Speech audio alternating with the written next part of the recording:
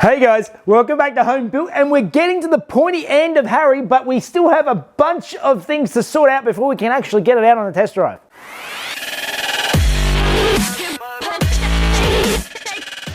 Alright, so I know a lot of you are dying to actually see me get this car out and actually drive it, and no one more than me, but before I can do that, I have to get a bunch of things sorted out so that I can actually move it under its own steam.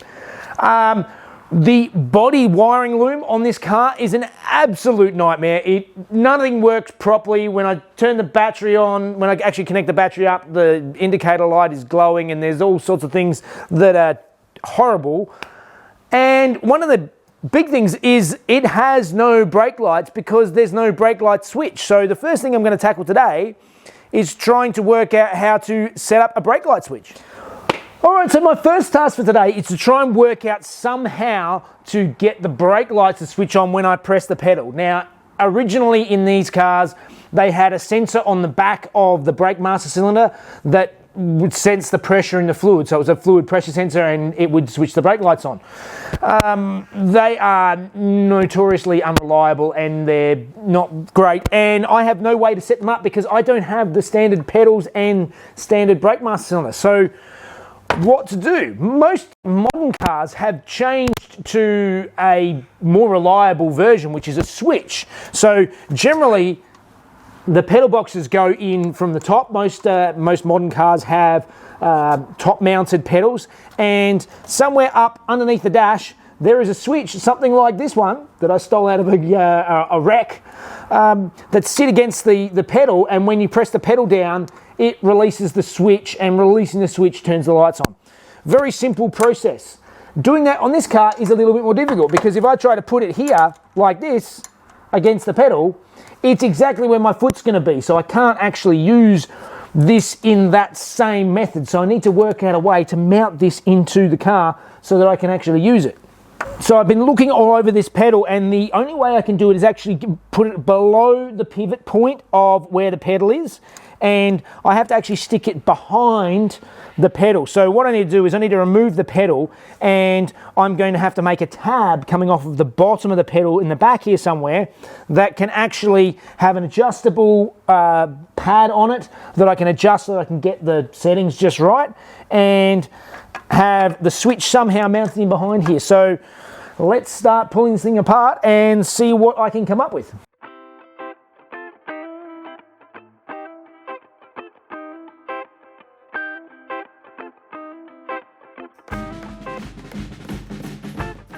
Alright, so now I've got it disassembled, we can more closely see what I'm going to be doing with this pedal box. So those of you who were watching a couple of years ago when I first started playing with this pedal box will have seen that I actually reinforced it because I wasn't happy. These two little stands that the brake pedal balances on looked a bit flimsy, so I wanted to reinforce it and make it a bit stronger, and I put this piece of angle iron in here and I've welded this in as a brace.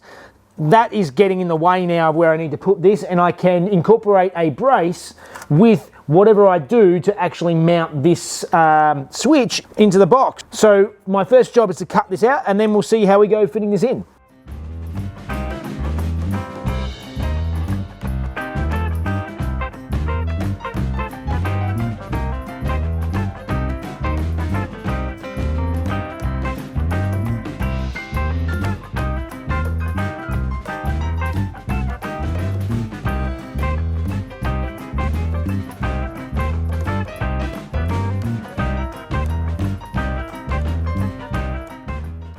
Okay, so after working with a little bit of CAD, I've come up with my basic shapes that I need to make up.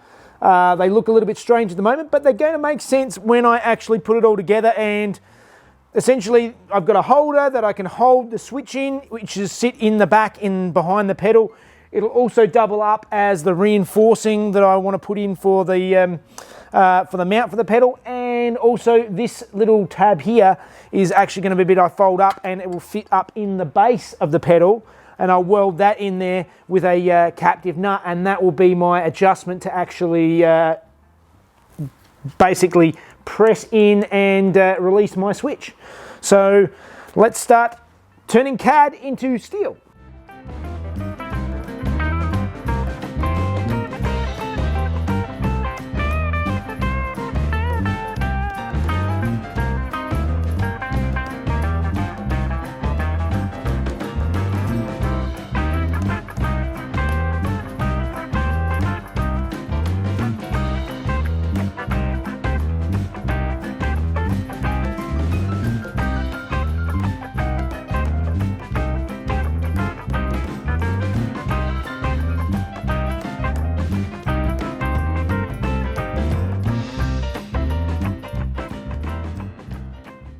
All right, so you can see what I've built here. I've made a little extension that goes into the base of the pedal. I'm going to weld this into the base of the pedal so it's nice and solid.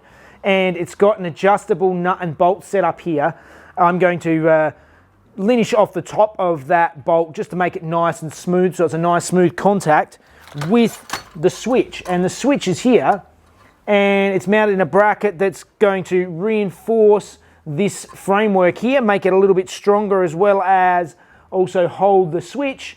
And as the pedal rocks back and forth, it engages and disengages the switch. So I think this should do the job. And of course the piece I made up has a nice little notch fit in here, and that's perfect so that the switch can go in and lock into place and sit in there like it did in the factory location. So let's weld it in.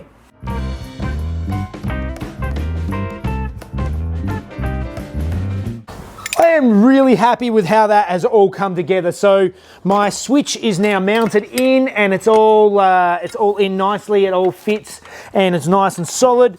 And I have finished welding up and painting up my little bracket for the bottom of my pedal. I've sort of filed flat and nice and smooth this bolt on the end so that it's got a nice clean contact with the tip of the switch. The movement is nice and solid. And so the last thing I have to do before I put this all back together again is do something about the wiring. So the two wires I just cut off here, I need to put a plug onto the end of them and make that so that I can actually put them in and out and clip them in and out when I get them in the car. So let's drill a hole, make the plug, make it work.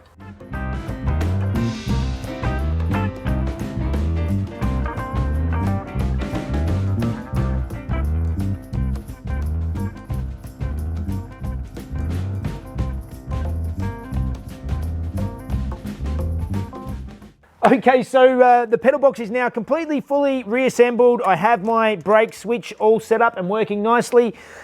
The last thing I need to do before I put this back in the car is to finally sort out this clutch pedal. So as many of you know, I ordered a custom clutch cable and it has arrived. So it's a nice heavy duty solid clutch cable made to suit my application. So it's the length I want. Everything is should be right. Now I need to work out how to attach it. Because I have the swages that are permanently connected on either end, I need to work out a way to be able to get this part through into my pedal box and connect up to my pedal. So this is going to be nice and solid. It's just a matter of getting it all in and getting it exactly where I want it. So I've got an idea. So let's pull out the old connection part from the old cable and start making this fit.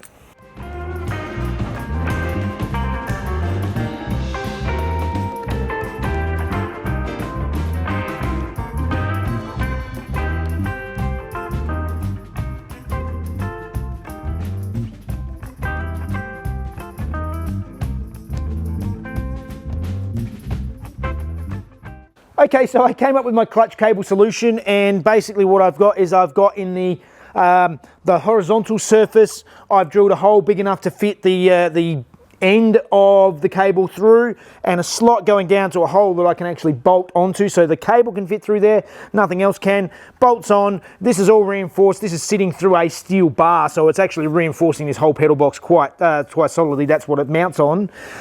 Some square tubing that I've actually welded into the car. So we have the pedal side of the clutch cable. So now is going to be the fun bit of trying to get the clutch cable, this nice big chunky clutch cable, and this whole end, because it doesn't come off because it's swaged on permanently, I've got to get it all the way through the tunnel up to the pedals. That's going to be the most difficult part, I think.